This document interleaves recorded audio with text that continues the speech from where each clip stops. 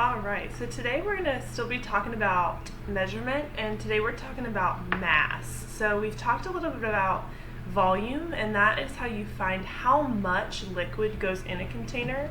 Mass is actually the weight of something, how heavy it is. And one way that we can measure mass is in these units called kilograms and grams. Now, a kilogram is going to weigh about the same as like a heavy textbook, a baseball bat maybe, and then a gram is going to weigh, this is an olive, a green olive, so it's going to weigh about as much as that, or a pencil, a crayon, a couple paper clips, a couple pieces of popcorn. So it's very light. This is a small unit of measurement, a gram. And then a kilogram is that heavier unit of measurement. It takes 1,000 grams to make 1 kilogram. 1,000 olives would weigh about the same as one heavy textbook. Our question today, look at the measurements for the mass of the book and the mass of the olive. Let's think of 4 other items that we could use kilograms to measure, and then 4 other items we could use these grams to measure. Now, that doesn't mean it has to be exactly 1 kilogram or 1 gram, but something we would measure in kilograms or measure in grams. For example, a car. Of these 2 options, would it be smarter to measure that in kilograms or grams? Definitely kilograms, because it would take way too many grams to measure a car. But maybe a pencil. That would be something smart to measure in grams because it's not as heavy as that textbook, and so it's not even going to weigh 1 kilogram. So we would definitely want to use grams to measure that. Something else we could measure in kilograms, we might measure a bag of apples. If you've ever gone to the store and you grab one of the bags that's already put together, it might have like 15 apples in it, 15, 20 apples, so it's going to be pretty heavy. It's going to be much heavier than an olive. And like I said, these might not weigh exactly 1 kilogram. They're just things we would use kilograms to measure. Okay? I also have, for a gram, just a piece of paper. Any kind of regular paper, lined paper that we write on, printer paper, that would be something good to measure in a gram. Now remember, our goal was to think of 4 things that you could measure in kilograms and 4 things that you could measure in grams. But you can use some of your own thought at your house and just think about some things around you right now while you're watching this video that you might use to measure in grams or to measure in kilograms. So we'll stop right there at our 2, but there's tons of things that you could think of to measure in grams or kilograms. This question down here, how could you use an actual tool to check that the items that we listed are reasonable choices for measuring mass with grams? There's one of these things called a balance scale or a pan balance. If you wanted to know if something would be better measured in grams or kilograms, you could put the item in one side and then a couple of gram measurements or kilogram measurements on the other side to see which measurement would be more reasonable to use to match the weight of that item.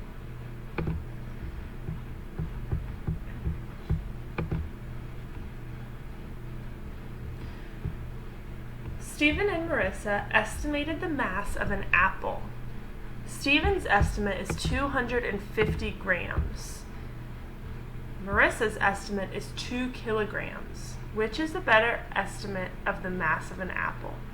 Okay, so here we go. We've got Stephen and Marissa, and Stephen says it's probably about 250 grams. Marissa says 2 kilograms. Now remember, a gram weighs about as much as a pencil, so an apple. Marissa says 2 kilograms. A cantaloupe is a good fruit that weighs about as much as 1 kilogram. So they actually showed grape here as something that weighs about a gram, and then a cantaloupe that weighs about 1 kilogram. So would it be smarter to say that it takes 2 cantaloupes or 2 kilograms to measure the weight of that apple? Or would it be smarter to say it takes the weight of 250 grapes or 250 grams to make the weight of that apple?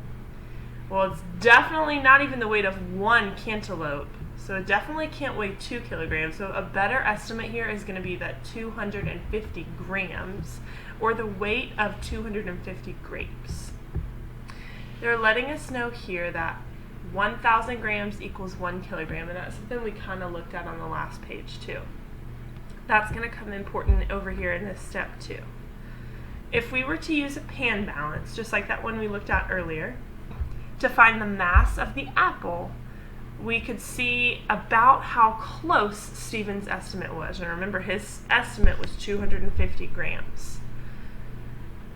The apple, after using the pan balance, they determined it weighed 262 grams.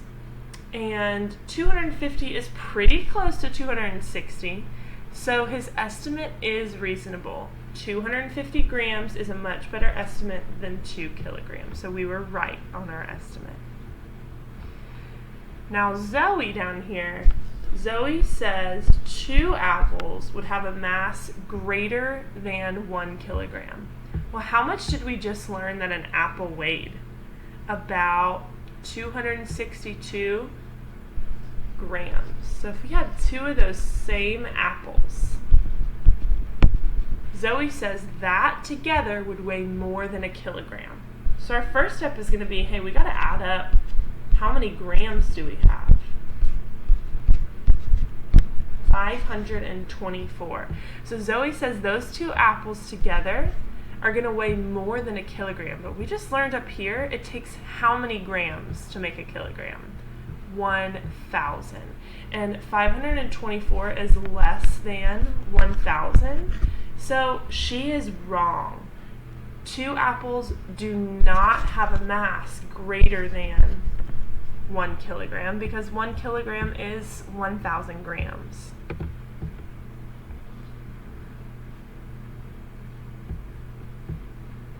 This question's asking when we were finding the actual mass of the apple.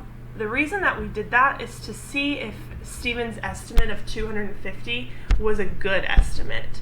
Because even though it was definitely a better estimate than the 2 kilogram estimate, if the apple would have actually weighed 412 grams, then 250 might not have been the best guess for that. So the reason that we found the actual mass of the apple was to see how close his guess was, and it was really close. This is something you can try at home. Find an object that you think has a mass of more than 1 kilogram, and then another thing that has a mass less than 1 kilogram, and then maybe find some things around your house to help check your estimate. Maybe grab a couple people and see if they hold them in their hands, or maybe put them on a scale if you have one at your house, or maybe you even have a pan balance laying around that you want to use. Alright, and then these numbers 3 through 6 over here, these are going to be more like you would see it if you were taking a test. Circling the better estimate for each. So this is a nickel, just a coin worth 5 cents.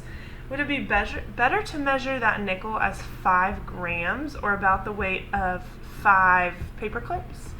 Or is it closer to 5 kilograms, or the weight of 5 textbooks, big heavy textbooks? Definitely 5 grams. This is a dog. It's a little dog, but it's still a real dog. Would it be better to say that dog weighs about the same as 40 paper clips, 40 grams, or about the same as 4 textbooks? Definitely 4 textbooks. 40 grams is really not that much, because remember, it takes 1,000 of them to just make 1 kilogram. So I would say 40 grams probably weighs about as much as a candy bar.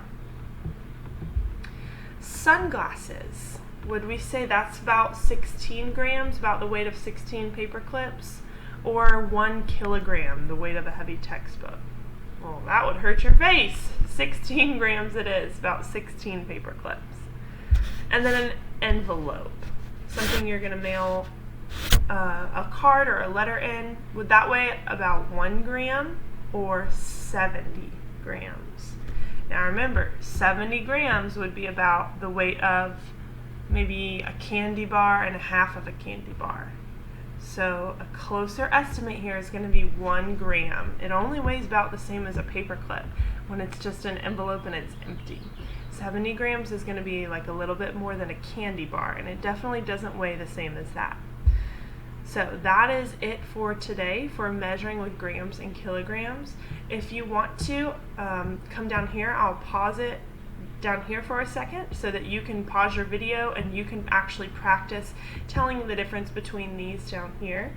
Or if you do have a way to measure in your house, you can grab items that you think might weigh close to a kilogram or close to a gram and then find a way to measure those out as well.